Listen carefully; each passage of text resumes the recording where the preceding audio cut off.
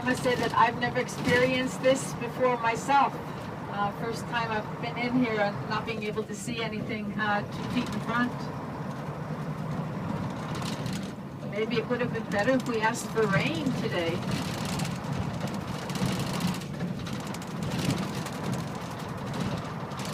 I'm hoping the weather is a little bit better. Will make it to La Manalera.